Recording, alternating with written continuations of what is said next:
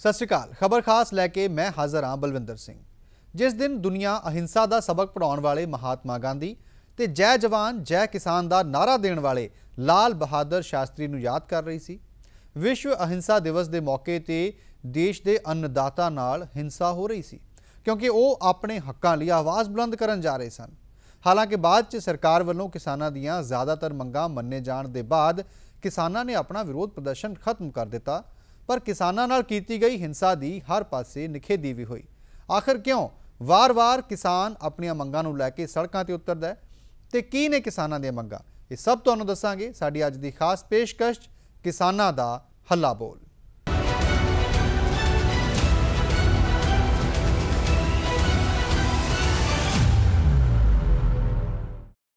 तुसीं सुनिया होएगा कि सरहद ते जवान लड़दा है, पर मंगलवार नूं सरहद ते किसान लड़ रहा सी।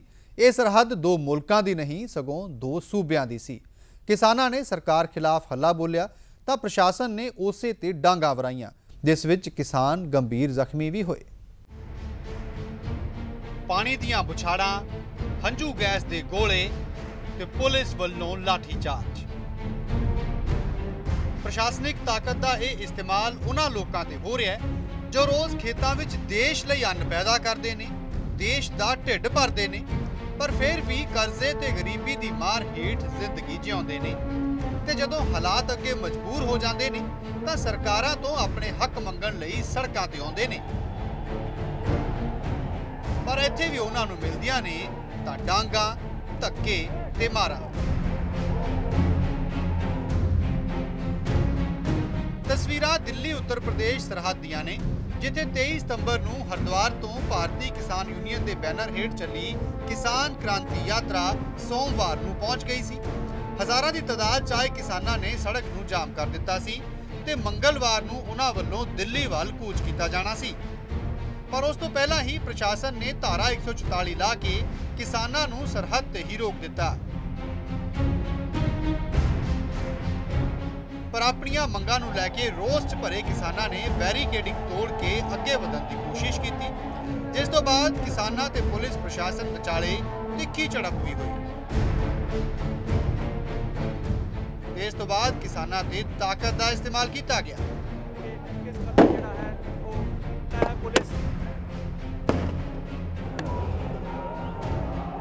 सब तो पहला पुलिस ने पानी दीयां बुछाड़ां छड्डियां ते फिर हंझू गैस दे गोले, पर यह नज़ारा छेती ही घमसान च बदल गया कि पुलिस ने किसानां दे ट्रैक्टरां ते टायरां दी हवा कट दी तां जो वह अगे ना वध सकण। इस दौरान पुलिस वल्लों किसानां नूं रोकण लई लाठीचार्ज भी किया गया।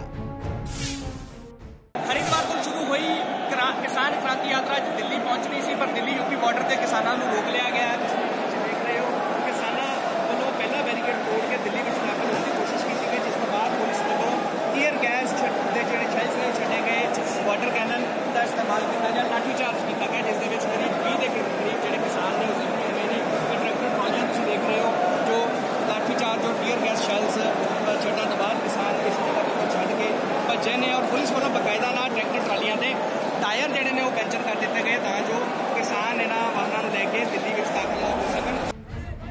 उधर किसानों के विच सरकार प्रति डाढा रोस सी। भारतीय किसान यूनियन लखोवाल के मैंबर भी इस दौरान सरकार खिलाफ हल्ला बोलते नजर आए।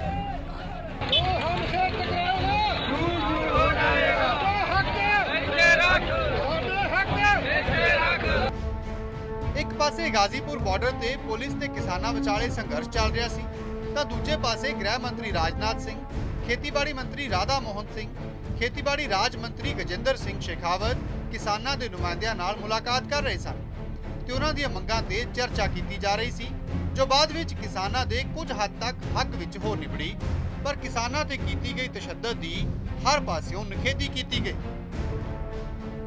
Jasmeet Singh, PTC news, Delhi. Delhi UP border ते जिस वेले देश का किसान डांगा खा रहा सी, उसे वेले उन्हां दीयां मंगां ते दिल्ली विच विचार हो रही सी, पर आखिर वो किहड़ियां मंगां सन जो किसानां ने सरकार अगे रखियां ते उन्हां चों किहड़ियां मंगां नूं मन्नण लई सरकार तैयार होई, वेखो इस रिपोर्ट। जय जवान जय किसान का नारा देने वाले देश के साबका प्रधानमंत्री लाल बहादुर शास्त्री ਅਤੇ दुनिया ਨੂੰ अहिंसा का सबक पढ़ाने वाले ਰਾਸ਼ਟਰਪਿਤਾ ਮਹਾਤਮਾ ਗਾਂਧੀ ਦੇ ਜਨਮ ਦਿਨ ਤੇ ਹਜ਼ਾਰਾਂ ਕਿਸਾਨਾਂ ਦੇ ਨਾਲ ਜਿਸ ਤਰ੍ਹਾਂ ਹਿੰਸਕ ਵਤੀਰਾ ਅਪਣਾਇਆ ਗਿਆ, ਉਹ ਸਾਬਤ ਕਰਨ ਦੇ ਲਈ ਕਾਫੀ ਹੈ ਕਿ ਕਿਸਾਨਾਂ ਦੀ ਹਿਮਾਇਤੀ ਹੋਣ ਵਾਲੀਆਂ ਅਤੇ ਕਿਸਾਨਾਂ ਦੇ ਨਾਂ ਤੇ ਵੋਟਾਂ ਮੰਗਣ ਵਾਲੀਆਂ ਸਾਡੀਆਂ ਸਰਕਾਰਾਂ ਕਿੰਨੀਆਂ ਕੁ ਸੰਵੇਦਨਸ਼ੀਲ ਨੇ। ਹੁਣ ਤੁਹਾਨੂੰ ਦੱਸਦੇ ਹਾਂ ਕਿ ਆਖਰ ਆਪਣੀਆਂ ਕਿਹੜੀਆਂ ਮੰਗਾਂ ਮਨਵਾਉਣ ਦੇ ਲਈ ਕਿਸਾਨਾਂ ਨੂੰ ਸਰਕਾਰ ਦੀਆਂ ਡਾਂਗਾਂ ਚੱਲਣੀਆਂ ਪਈਆਂ। ਪੁਲਿਸ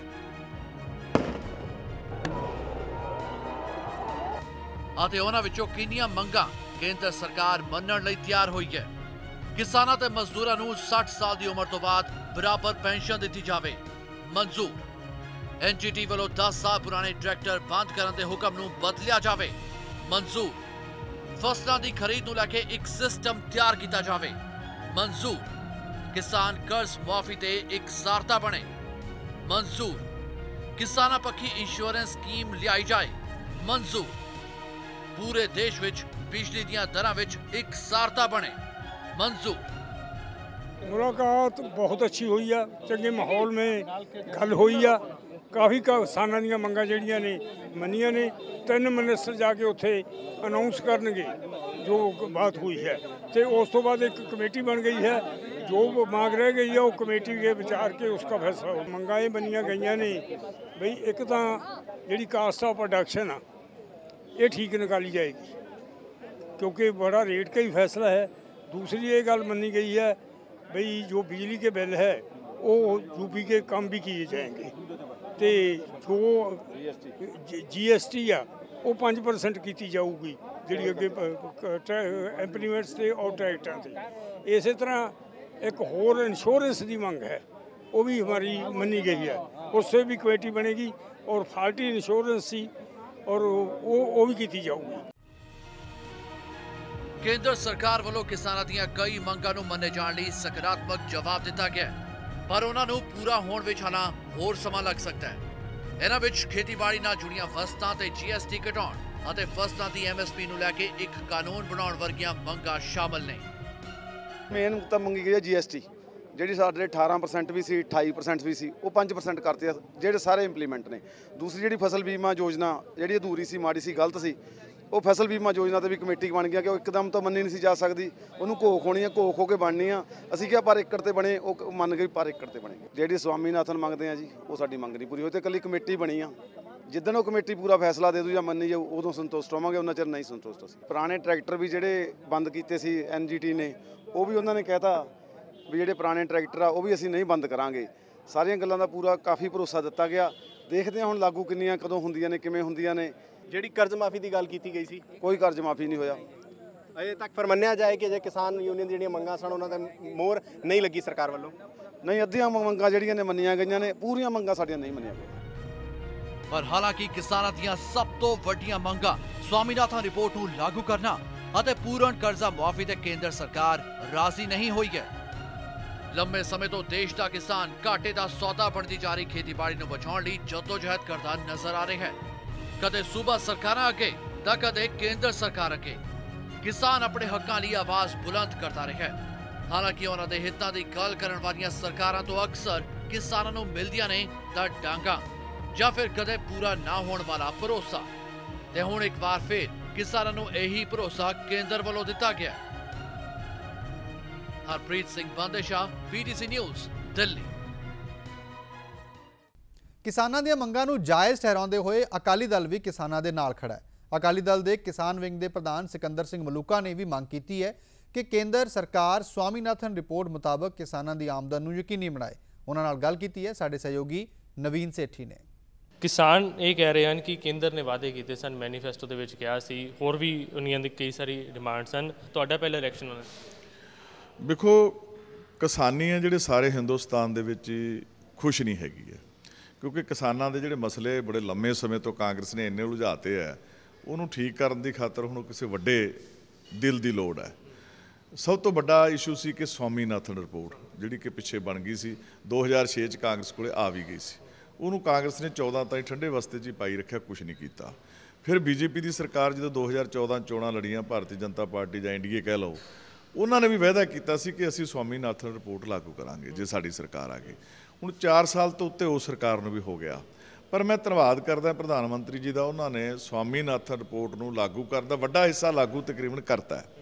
ਦੇਖੋ ਸਾਰੀਆਂ ਗੱਲਾਂ ਤਾਂ ਮੈਂ ਵੀ ਸਮਝਦਾ ਕਦੇ ਜ਼ਿੰਦਗੀ 'ਚ ਕਿਸੇ ਦੀਆਂ ਪੂਰੀਆਂ ਹੋਈਆਂ ਨਹੀਂ ਹੋਣਗੀਆਂ। ਪਿੱਛੇ ਜੇ ਭਾਅ ਤਾਂ ਸਵਾਮੀਨਾਥਨ ਦੀ ਰਿਪੋਰਟ ਦੇ ਮੁਤਾਬਕ ਖੁਦ ਵੀ ਸਵਾਮੀਨਾਥਨ ਜੀ ਨੇ ਮੰਨ ਲਿਆ ਕਿ ਠੀਕ ਹੈ, ਇੱਕ ਫਾਰਮੂਲਾ ਤੈਅ ਹੋ ਗਿਆ ਕਿ 1.5 ਭਾਅ, ਸਵਾਮੀਨਾਥਨ ਦੀ ਰਿਪੋਰਟ 'ਚ ਵੀ ਲਿਖਿਆ 1.5 ਭਾਅ, ਤੇ ਇੱਕ ਫਾਰਮੂਲਾ ਤੈਅ ਹੋ ਗਿਆ 1.5 ਭਾਵਾਂ ਦਾ, ਉਹ ਕੋਈ ਦੋ ਰਿਆ ਨਹੀਂ। ਹੁਣ ਪੰਜਾਬ ਦੀ ਤੇ ਹਿੰਦੁਸਤਾਨ ਦੀ ਸਥਿਤੀ ਵੱਖਰੀ ਹੈ, ਇਹ ਆਪਾਂ ਨੂੰ ਮੰਨ ਕੇ ਚੱਲਣਾ ਪਊਗਾ। ਪੰਜਾਬ 'ਚ ਖਰਚੇ ਕਿਸਾਨੀ ਦੇ ਜ਼ਿਆਦਾ ਨੇ, ਖਾਦਾਂ ਵੀ ਅਸੀਂ ਜ਼ਿਆਦਾ ਪਾਉਂਦੇ ਹਾਂ, ਸਪਰੇਅ ਵੀ ਅਸੀਂ ਜ਼ਿਆਦਾ ਕਰਦੇ ਹਾਂ, ਜ਼ਮੀਨ ਦਾ ਠੇਕਾ ਵੀ ਇੱਥੇ ਜ਼ਿਆਦਾ ਦੂਜੇ ਸੂਬਿਆਂ ਦੇ ਮੁਕਾਬਲੇ। ਉਹ ਫਿਰ ਕੁਛ ਪੰਜਾਬ ਵਾਲੇ ਚਾਹੁੰਦੇ ਆ ਵੀ ਸਾਡੇ ਮੁਤਾਬਕ ਹੋਵੇ। ਹਿੰਦੁਸਤਾਨ ਦੀ ਗੌਰਮੈਂਟ ਨੂੰ ਇਹ ਸਾਨੂੰ ਮੰਨ ਲੈਣਾ ਚਾਹੀਦਾ ਕਿ ਉਹ ਸੈਂਟਰ ਸਾਰੇ ਦੇਸ਼ ਦੇ ਮੁਤਾਬਕ ਕਰੂਗਾ, ਇਕੱਲੇ ਸਾਡੇ ਵਾਸਤੇ ਨਹੀਂ ਕਰੂਗਾ ਐਵੇਂ। ਪਰ ਕੁੱਲ ਮਿਲਾ ਕੇ ਮੈਂ ਕਹਿੰਦਾ ਕਿ ਜਿਹੜੇ ਭਾਅ ਪਿੱਛੇ ਅਨਾਊਂਸ ਹੋਏ ਨੇ 14 ਚੀਜ਼ਾਂ ਦੇ, ਤੇ ਬਾਕੀ ਜਿਹੜੀਆਂ ਰਹਿੰਦੀਆਂ ਨੇ 10-12 ਉਹਨਾਂ ਦੇ ਹੁਣ ਹੋ ਜਾਣਗੇ, ਜਿਹੜੀਆਂ ਕਿ ਆ ਸੋਣੀ ਦੀਆਂ ਫਸਲਾਂ ਨੇ। ਮੈਂ ਕਹਿੰਦਾ ਜੀ ਜਿਵੇਂ ਹੁਣ ਮੱਕੀ ਹੈ, ਮੱਕੀ ਦਾ ਭਾਅ ਤਾਂ 1700 ਰੁਪਈਆ ਹੋ ਗਿਆ, ਪਰ ਵਿਕਦੀ ਅੱਜ 1100-1200 ਨੂੰ ਹੈ। ਅਸੀਂ ਕਹਿੰਦੇ ਜੇ 1700 ਮੋਦੀ ਜੀ ਨੇ ਕਿਹਾ ਤੇ ਚੱਕੇ 1700 ਨੂੰ, ਤੇ ਮਸਲਾ ਹੱਲ ਹੋ ਜਾਊਗਾ। ਕਸੂਰਵਾਰ ਕੌਣ ਹੈ? ਕਿਉਂਕਿ ਘਾਟਾ ਤਾਂ ਕਿਸਾਨਾਂ ਨੂੰ ਹੀ ਪੈ ਰਿਹਾ ਨਾ।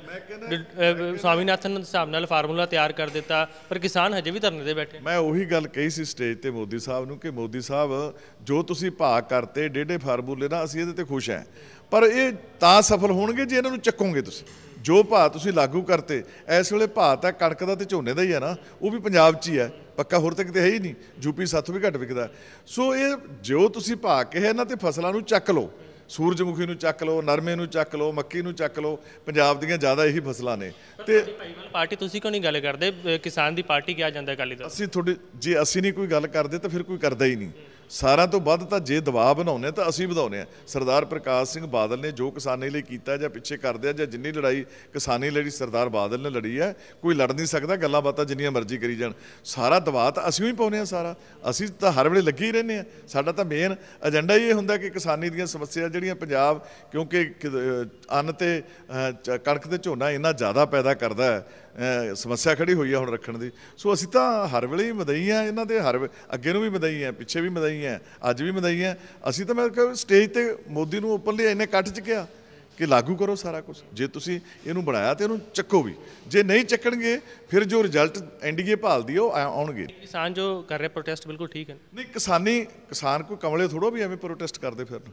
ਜੇ ਉਹਨਾਂ ਨੂੰ ਕਿਤੇ ਨਾ ਕਿਤੇ ਕੋਈ ਖਾਮੀਆਂ ਲੱਗਦੀਆਂ ਨੇ ਜਾਂ ਕਿਤੇ ਪ੍ਰੋਬਲਮਾਂ ਆ ਰਹੀਆਂ ਨੇ ਫੀਲਡ 'ਚੋਂ, ਤਾਂ ਹੀ ਜਾਂਦੇ ਨੇ ਨਾ। ਤੇ ਸੋ ਕਿਸਾਨੀ ਮਸਲੇ ਹੱਲ ਹੋਣੇ ਚਾਹੀਦੇ। ਮੈਂ ਤਾਂ ਕਹਿੰਦਾ ਬੁਲਾ ਕੇ ਪ੍ਰਧਾਨ ਮੰਤਰੀ ਜੀ ਨੂੰ ਕਿਸਾਨਾਂ ਦੇ ਜਿੱਥੇ ਕੋਈ ਪ੍ਰੋਬਲਮਾਂ ਹੈਗੀਆਂ ਨੇ, ਕੋਈ ਮਸਲੇ ਰਹਿੰਦੇ ਨੇ, ਉਹ ਬੁਲਾ ਕੇ ਹੱਲ ਕਰ ਲੈਣੇ ਚਾਹੀਦੇ। ਐਜੀਟੇਸ਼ਨਾਂ ਦੀ ਲੋੜ ਨਹੀਂ, ਮੌਕਾ ਦੇਣਾ ਚਾਹੀਦਾ ਕਿਸਾਨਾਂ ਨੂੰ। ਫਰਕ ਐਨਡੀਏ ਤੇ ਪਏਗਾ ਤੇ ਫਰਕ ਤਾਂ ਤੁਹਾਡੇ ਤੇ ਵੀ ਪਏਗਾ ਕੋਈ ਪਾਈਵਾਲ। ਮੈਂ ਕਹਿੰਦਾ ਸਾਡੇ ਤੇ ਪਵੇ ਨਾ ਪਵੇ, ਕਿਸਾਨ ਸੰਤੁਸ਼ਟ ਹੋਣਾ ਚਾਹੀਦਾ ਹੈ। ਅੰਨਦਾਤਾ ਦੇਸ਼ ਦਾ ਇਹ ਸੰਤੁਸ਼ਟ ਹੋਣਾ ਚਾਹੀਦਾ ਹੈ। ਗੌਰਮੈਂਟ ਨੂੰ ਗੱਲ ਕਰਕੇ ਜਿਹੜੇ ਕੋਈ ਮਸਲੇ ਹੈ ਨਿਬੇੜ ਲੈਣੇ ਚਾਹੀਦੇ। ਸਿਕੰਦਰ ਸਿੰਘ ਮਲੂਕਾ ਸੀ ਜੋ ਦੱਸ ਰਹੇ ਸਨ ਕਿ ਕਿਸਾਨ ਜੋ ਪ੍ਰੋਟੈਸਟ ਕਰ ਰਹੇ ਹਨ ਉਹਨਾਂ ਦੀ ਗੱਲ ਸੁਣੀ ਜਾਣੀ ਚਾਹੀਦੀ ਹੈ, ਲੇਕਿਨ ਜੇ ਗੱਲ ਐਨਡੀਏ ਸਰਕਾਰ ਨਹੀਂ ਸੁਣਦੀ ਤਾਂ ਇਸ ਦਾ ਖਾਮਿਆਜ਼ਾ ਉਸ ਨੂੰ ਖੁਦ ਭੁਗਤਣਾ ਪਵੇਗਾ। ਕੈਮਰਾਮੈਨ ਇੰਦਰਜੀਤ ਨਾਲ ਨਵੀਨ ਸੇਠੀ, ਪੀਟੀਸੀ ਨਿਊਜ਼, ਚੰਡੀਗੜ੍ਹ। ਖਬਰ ਖਾਸ ਵਕਤ ਇੱਕ ਬ੍ਰੇਕ ਦਾ ਹੈ। ਬ੍ਰੇਕ ਤੋਂ ਬਾਅਦ ਤੁਹਾਨੂੰ ਦਿਖਾਵਾਂਗੇ ਕਿ ਆਖਰ ਪੰਜਾਬ ਦੇ ਕਿਸਾਨ ਆਪਣੀ ਸਰਕਾਰ ਅੱਗੇ ਕਿਹੜੀਆਂ ਮੰਗਾਂ ਰੱਖ ਰਹੇ ਨੇ ਤੇ ਪਰਾਲੀ ਸਾੜਨ ਦੇ ਮੁੱਦੇ ਤੇ ਪੰਜਾਬ ਸਰਕਾਰ ਨੂੰ ਕੀ ਚੇਤਾਵਨੀ ਦੇ ਰਹੇ ਨੇ।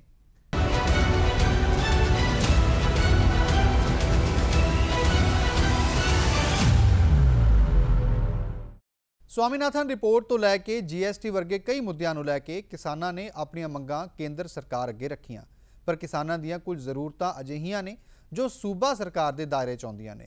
ਫਿਰ ਭਾਵੇਂ ਉਹ ਪਰਾਲੀ ਦੇ ਨਿਪਟਾਰੇ ਦੇ ਲਈ ਮਸ਼ੀਨਾਂ ਮੁਹੱਈਆ ਕਰਾਉਣਾ ਹੋਵੇ ਜਾਂ ਫਿਰ ਵਾਅਦੇ ਮੁਤਾਬਕ ਕਿਸਾਨਾਂ ਦਾ ਕਰਜ਼ਾ। ਪੰਜਾਬ ਦਾ ਕਿਸਾਨ ਆਪਣੀ ਸਰਕਾਰ ਤੋਂ ਇਹਨਾਂ ਲੋੜਾਂ ਨੂੰ ਪੂਰਾ ਕਰਨ ਦੀ ਮੰਗ ਕਰ ਰਿਹਾ ਹੈ।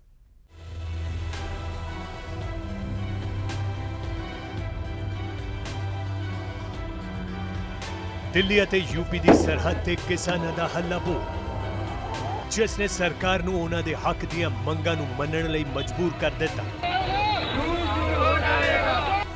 ਪਰ ਇਸ ਤੋਂ ਪਹਿਲਾਂ ਸੋਮਵਾਰ ਨੂੰ ਵੀ ਭਾਰਤੀ ਕਿਸਾਨ ਯੂਨੀਅਨ ਦੇ ਕਿਸਾਨਾਂ ਨੇ ਦਿੱਲੀ ਦੇ ਸੰਸਦ ਮਾਰਗ ਤੇ ਇਕੱਠੇ ਹੋ ਕੇ ਆਪਣੀ ਆਵਾਜ਼ ਸਰਕਾਰ ਤੱਕ ਪਹੁੰਚਾਉਣ ਦੀ ਕੋਸ਼ਿਸ਼ ਕੀਤੀ।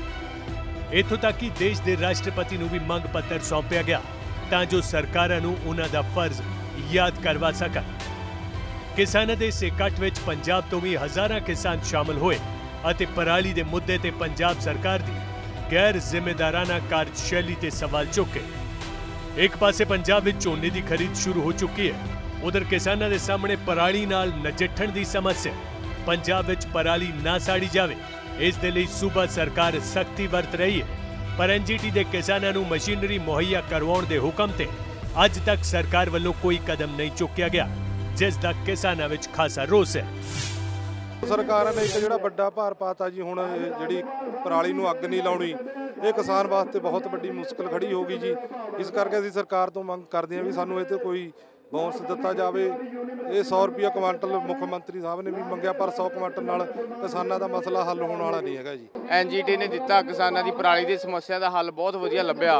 ਉਹਦੇ ਅਕੋਰਡਿੰਗ ਪਰਾਲੀ ਦੀ ਸਮੱਸਿਆ ਦਾ ਹੱਲ ਸਰਕਾਰ ਲੱਭੇ, ਕਿਸਾਨਾਂ ਨੂੰ ਸੰਦ ਦੇਵੇ ਜਾਂ 300 ਰੁਪਏ ਕੁਆਂਟਲ ਬੋਨਸ ਦੇਵੇ ਜਾਂ ਆਪਣੀ ਪਰਾਲੀ ਦਾ ਸਮਾਧਾਨ ਕਰ ਸਕਣ। ਸਾਡੇ ਜੀ ਫਿਰੋਜ਼ਪੁਰ, ਤਰਨਤਾਰਨ, ਫਾਜ਼ਿਲਕਾ ਜ਼ਿਲ੍ਹਿਆਂ 'ਚ ਪਾਣੀ ਨਾਲ ਫਸਲ ਬਹੁਤ ਬਰਬਾਦ ਹੋਈ ਤੇ ਜੋ ਪਰਾਲੀ ਨੂੰ ਆਪਾਂ ਕਹਿ ਰਹੇ ਨਾ ਪਰਾਲੀ ਨੂੰ ਅੱਗ ਲਾਓ, ਉਹ 10-11 ਹਜ਼ਾਰ ਰੁਪਇਆ ਕਿੱਲੇ ਦਾ ਵੱਧ ਖਰਚਾ ਆਉਣਾ। ਸਾਡੇ ਕੋਲੇ ਸਾਰਿਆਂ ਤੋਂ ਵੱਡਾ ਤਾਂ ਪਰਾਲੀ ਦਾ ਮਸਲਾ ਵੀ ਹੈ ਜੀ।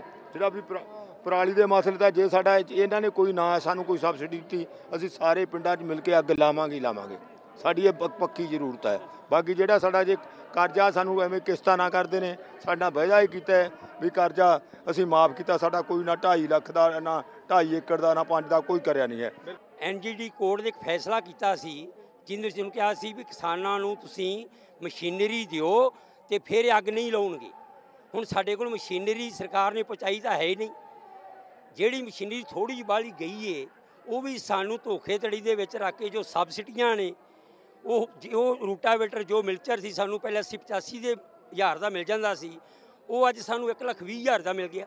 ਸਾਨੂੰ ਉਸ ਚੀਜ਼ ਦਾ ਕੀ ਫਾਇਦਾ? ਸਾਡਾ ਉਲਟਾ ਸਗੋਂ ਨੁਕਸਾਨ ਹੋਇਆ। ਫਿਰ ਅੱਜ ਤੱਕ ਕੋਈ ਮਸ਼ੀਨ ਇਸ ਪਰਾਲੀ ਨੂੰ ਵਿੱਚ ਰਲਾਉਣ ਦੇ ਕਾਮਯਾਬ ਨਹੀਂ ਹੋਈ। ਕਰਜ਼ ਮੁਆਫੀ ਨੂੰ ਲੈ ਕੇ ਕਿਸਾਨ ਲਗਾਤਾਰ ਸੂਬਾ ਅਤੇ ਕੇਂਦਰ ਸਰਕਾਰ ਤੋਂ ਮੰਗ ਕਰ ਰਹੇ ਨੇ, ਜਦਕਿ ਪੰਜਾਬ ਸਰਕਾਰ ਜਿਸ ਨੇ ਚੋਣਾਂ ਤੋਂ ਪਹਿਲਾਂ ਕਿਸਾਨਾਂ ਨੂੰ ਪੂਰਨ ਕਰਜ਼ਾ ਮੁਆਫੀ ਦਾ ਵਾਅਦਾ ਕੀਤਾ ਸੀ, ਉਹ ਆਪਣੇ ਵਾਅਦੇ ਤੋਂ ਮੁੱਕਰ ਚੁੱਕੀ ਹੈ। ਅਜੇ ਵਿੱਚ ਕਿਸਾਨ ਸਰਕਾਰ ਤੇ ਵਾਅਦਾ ਖਿਲਾਫੀ ਦੇ ਇਲਜ਼ਾਮ ਲਗਾ ਰਹੇ ਨੇ। ਕਰਜ਼ਾ ਕੋਈ ਮਾਫ ਨਹੀਂ ਹੋਇਆ ਜੀ ਸਾਡੇ ਨਾਲ। ਇਹ ਵਿਤਕਰਾ ਖੇਡਿਆ ਜਾ ਰਿਹਾ ਹੈ। ਕਿਸੇ ਦੇ 700 ਮਾਫ ਹੋ ਗਿਆ, ਕਿਸੇ ਦਾ 7000 ਹੋ ਗਿਆ, ਕਿਸੇ ਦਾ 10,000 ਹੋ ਗਿਆ। ਸਾਡੇ ਕੋਈ ਕਰਜ਼ਾ ਮਾਫ ਨਹੀਂ ਹੋਇਆ। ਸਾਰਾ ਝੂਠ ਫਰੇਬ ਮਾਰ ਕੇ ਵੋਟਾਂ ਬਟੋਰ ਲੈਂਦੇ ਆ, ਉਸ ਤੋਂ ਬਾਅਦ ਕੋਈ ਪੁੱਛਦਾ ਨਹੀਂਗਾ, ਕੋਈ ਦੱਸਦਾ ਨਹੀਂਗਾ। ਸਿਰਫ ਇਹਨਾਂ ਦਾ ਵੋਟਾਂ ਤੱਕ ਮਸਲਾ ਹੁੰਦਾ ਹੈ। 10-15% ਦਾ 50,000, 20,000, ਕਿਸੇ ਦਾ 40,000, ਕਿਸੇ ਦਾ 60,000। ਇਹਦੇ ਵਿੱਚ 20-25% ਕਿਸਾਨਾਂ ਦਾ ਕਰਜ਼ਾ ਮਾਫ ਹੋਏਗਾ। ਆ ਕਿਸੇ ਦਾ 2 ਲੱਖ ਨਹੀਂ ਹੋਇਆ, ਸਭ ਫਰਾਡ ਹੈਗਾ। ਕਿਸਾਨਾਂ ਦਾ ਕਹਿਣਾ ਹੈ ਕਿ ਸਰਕਾਰ ਨੂੰ ਉਹਨਾਂ ਦੀ ਬਾਂਹ ਫੜਨ ਦੀ ਲੋੜ ਹੈ, ਕਿਉਂਕਿ ਜਦੋਂ ਦੇਸ਼ ਦਾ ਢਿੱਡ ਭਰਨ ਵਾਲਾ ਕਿਸਾਨ ਬੁਢਾਪੇ ਵਿੱਚ ਕਦਮ ਰੱਖਦਾ ਤਾਂ ਉਸ ਦੀ ਸਾਰ ਲੈਣ ਵਾਲਾ ਕੋਈ ਨਹੀਂ ਹੁੰਦਾ। ਸੂਬਾ ਸਰਕਾਰ ਤੋਂ ਲੈ ਕੇ ਕੇਂਦਰ ਤੱਕ ਦੀਆਂ ਸਰਕਾਰ ਦੀਆਂ ਨੀਤੀਆਂ ਕਿਸਾਨਾਂ ਨੂੰ ਰਾਹਤ ਦਿੰਦੀਆਂ ਨਜ਼ਰ ਨਹੀਂ ਆ ਰਹੀਆਂ। ਅਜੇ ਵਿੱਚ ਕਰਜ਼ੇ ਦੇ ਬੋਝ ਹੇਠ ਦੱਬਿਆ ਕਿਸਾਨ ਸੜਕਾਂ ਤੇ ਉਤਰ ਕੇ ਆਪਣਾ ਹੱਕ ਮੰਗਣ ਲਈ ਮਜਬੂਰ ਹੋ ਰਿਹਾ ਹੈ। Harpreet Singh Bandesha, PTC news, Delhi. ਕਿਸਾਨਾਂ ਨਾਲ ਜੁੜੇ ਇਹਨਾਂ ਮੁੱਦਿਆਂ ਤੇ ਅਕਾਲੀ ਦਲ ਦੇ ਵਿਧਾਇਕ ਹਰਿੰਦਰਪਾਲ ਸਿੰਘ ਚੰਦੂ ਮਾਜਰਾ ਨੇ ਵੀ ਪੰਜਾਬ ਸਰਕਾਰ ਨੂੰ ਘੇਰਿਆ। ਉਹਨਾਂ ਨਾਲ ਗੱਲ ਕੀਤੀ ਹੈ ਸਾਡੇ ਸਹਿਯੋਗੀ ਗਗਨਦੀਪ ਅਹੂਜਾ ਨੇ। ਸਾਡੇ ਨਾਲ ਮੌਜੂਦ ਨੇ ਹਰਿੰਦਰਪਾਲ ਸਿੰਘ ਚੰਦੂ ਮਾਜਰਾ, ਸਨੌਰ ਤੋਂ ਵਿਧਾਇਕ। ਉਹਨਾਂ ਨਾਲ ਗੱਲ ਕਰਦੇ ਹਾਂ ਵੀ ਜੋ ਵਿਧਾਨ ਸਭਾ ਕਮੇਟੀ ਦੇ ਕਿਸਾਨਾਂ ਦੇ ਮੈਂਬਰ ਵੀ ਰਹੇ ਨੇ, ਉਹਨਾਂ ਜਾਣਦੇ ਕਿਸਾਨਾਂ ਜਿਹੜੀ ਮੰਗਾਂ ਹੈਗੀਆਂ ਕਿੱਥੋਂ ਤੱਕ ਕਿੰਨੀਆਂ ਕੁ ਜਾਇਜ਼ ਹੈਗੀਆਂ ਨੇ। ਦੇਖੋ, ਮੈਂ ਸਮਝਦਾ ਜੇ ਕਿਸਾਨੀ ਨਹੀਂ ਤਾਂ ਦੇਸ਼ ਨਹੀਂ। ਹਿੰਦੁਸਤਾਨ ਦੀ ਆਰਥਿਕਤਾ ਕਿਸਾਨੀ ਤੇ ਡਿਪੈਂਡ ਕਰਦੀ ਹੈ ਤੇ ਕਿਸਾਨ ਅੱਜ ਗੰਭੀਰ ਚੁਣੌਤੀਆਂ ਦਾ ਸਾਹਮਣਾ ਕਰ ਰਿਹਾ। ਕੇਂਦਰ ਸਰਕਾਰ ਨੂੰ ਵੀ ਤੇ ਸੂਬਾ ਸਰਕਾਰਾਂ ਨੂੰ ਵੀ ਉਹਦੀ ਸਾਰ ਲੈਣ ਦੀ ਜ਼ਰੂਰਤ ਆ। ਖਾਸ ਤੌਰ ਦੇ ਉੱਤੇ ਦੇਖੋ ਡੀਜ਼ਲ ਦਾ ਜਿਹੜਾ ਵਧਿਆ ਹੋਇਆ ਰੇਟ ਆ, ਉਹ ਬਹੁਤ ਵੱਡੀ ਚਿੰਤਾ ਦਾ ਵਿਸ਼ਾ ਤੇ ਕਿਸਾਨ ਦਾ ਕਚੂਮਰ ਕੱਢ ਰਿਹਾ।